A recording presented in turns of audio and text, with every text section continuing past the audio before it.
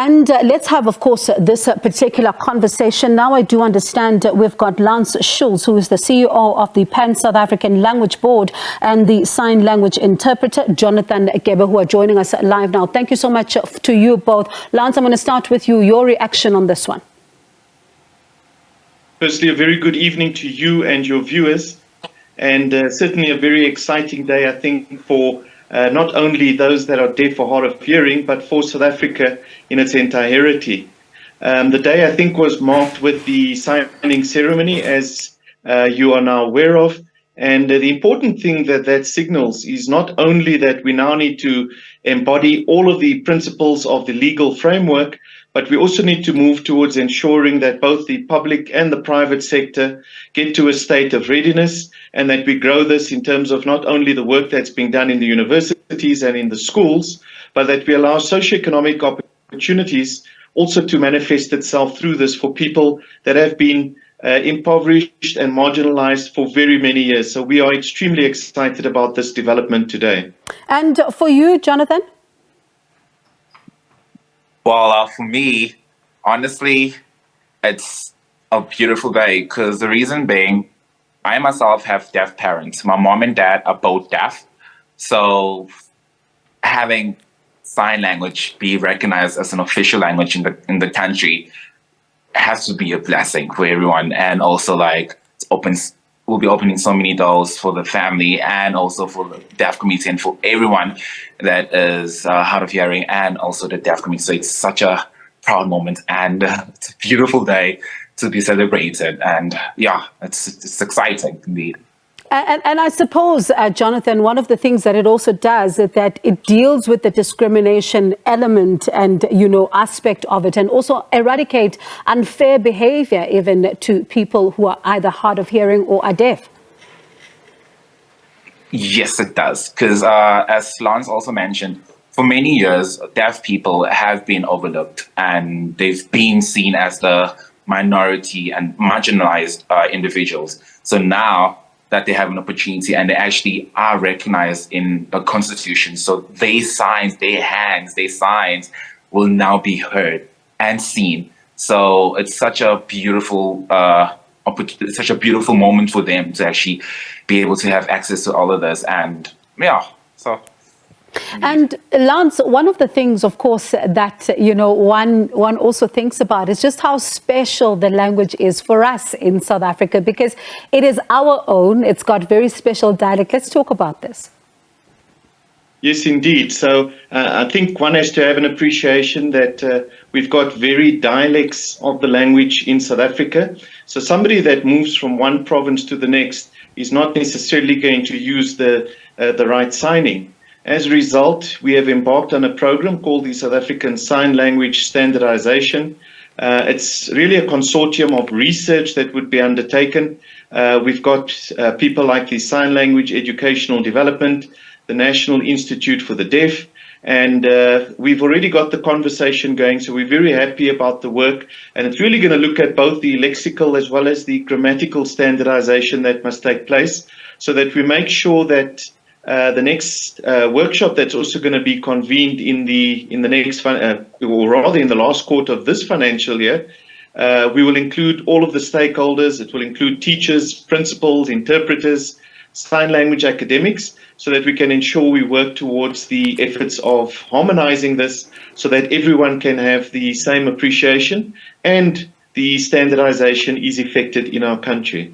And for practicality reasons, and this is something that, over time we've been talking about this and really looking at workplaces and what this means in terms of resource provision, accessibility, and all of that. Let's talk about that particular aspect. What happens now? All right, so there's a number of aspects that we're very excited. I think first and foremost is to ensure that particularly deaf children, they've lamented for a very long time that parents are not able to converse with them as well as siblings.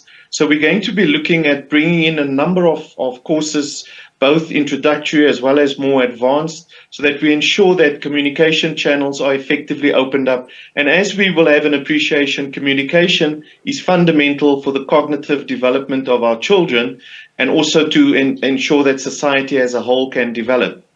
One other aspect that we're going to be looking at is sign language training for frontline workers, as well as ensuring that all of our government departments are sufficiently equipped, particularly the Departments of Justice and the Department of Health, to make sure that our people have got meaningful access when it comes to services. The important process that we're going to be embarking on is we're going to be looking at the South African Sign Language Charter. The Charter provided 9 key pledges that we're now going to be looking at unpacking in terms of programs, so that we have a holistic view of where sign language needs to go, where are the areas of development that needs to take place, how do we ensure that we've got national, provincial, as well as local government all rallied behind the efforts of the work that they would be seized with. So a lot of work to be done, but I think it's very good, exciting times ahead. And Jonathan, how important is this training going to be, particularly for frontline staff and people who on a daily basis would be the interface of the company and work with people?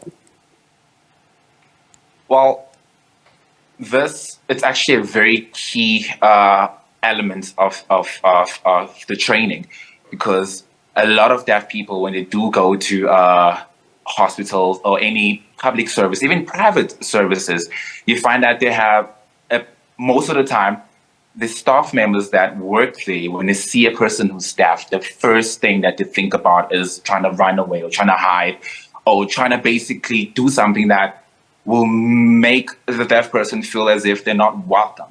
And we can't really blame them, because the reason being because they do not know how to communicate to the person who's deaf or hard of hearing. And also they're not aware of ways of actually communicating, because there are ways, if you do not know sign language, to communicate to a deaf person.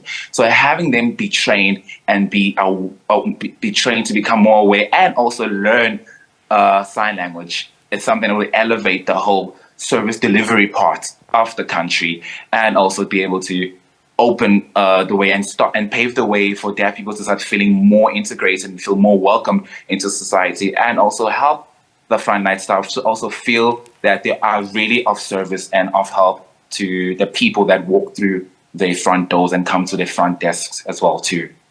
And Lance, how then does this also begin to be integrated in schools, especially for, the pupils, and to be able to also speak and just have everyone on board on this one as well? Yeah, I think this is a very fundamental question, because I think the most significant advancement that contributed to the development of South African sign languages since 1996 was in fact made with the country's basic education system. The South African Schools Act of 1996 actually officialized South African Sign Language in education for the purposes of learning at our public schools. A lament of a number of pupils and educators has been that we need to have more schools that can be provided for them to as a center of learning. The president, in fact, touched on this in his speech today, and we fully support that we need to increase the footprint so that we get provision for more schools, provision for more educators, and ensure that those that are really requiring access to teaching and learning do in fact get the necessary tools. We will continue to work through our National Lexicographical Unit with the schools, both through the departments of basic as well as higher education, to ensure that quality assurance is done, to ensure dictionaries is provided, and that the quality of learning is not compromised going forward. All right, let me thank you both for your time. It certainly is an important development, and really one that speaks a lot to inclusivity. So let me thank you both for your time this evening. That's Lance Schultz, PanSalb CEO, and Jonathan Kebe, sign language interpreter.